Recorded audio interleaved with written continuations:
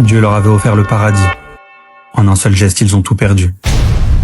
L'histoire d'Adam et Ève est souvent racontée à travers le prisme de la Bible. On y parle d'un fruit défendu, d'un péché originel, et d'une femme accusée d'avoir causé la chute de l'homme. Mais dans le Coran, le récit est différent. Pour connaître leur histoire, revenons en arrière. Au commencement, Dieu créa Adam, le tout premier homme, façonné de ses mains, et honoré au point d'être au centre d'un ordre divin. Prosternez-vous devant Adam. Et tous s'inclinèrent. Tous, sauf un, Iblis. Il refusa par orgueil, et c'est ce refus qui fit naître la haine.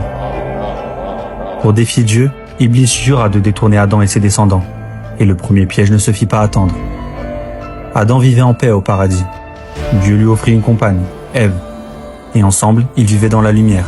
Pas de peur, pas de faim, juste la tranquillité et l'abondance. Dieu leur permit de tout manger, tout sauf l'arbre. Ne vous en approchez pas, car vous feriez partie des injustes. Mais Iblis n'avait pas oublié son serment.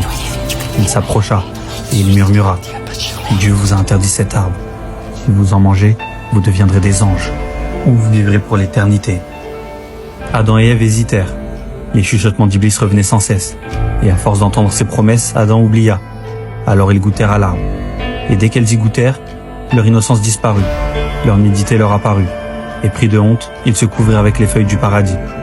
Dieu les interpella. Ne vous avais-je pas interdit cet arbre? Et ne vous avais-je pas prévenu que Satan est votre ennemi? Adam et Ève regrettèrent. Ils n'accusèrent personne, ils ne cherchèrent pas d'excuses. Ils dirent simplement : Ô notre Seigneur, nous avons fait du tort à nous-mêmes. Si tu ne nous pardonnes pas, nous serons parmi les perdants. Alors Dieu les fit descendre sur terre. Ce n'était pas une punition, mais le début d'une mission. Car depuis le début, Dieu avait destiné la terre à être leur demeure. Et c'est là que devait commencer leur véritable histoire, celle de l'humanité. L'histoire d'Adam et Ève n'est pas celle d'une malédiction, c'est celle d'un pardon.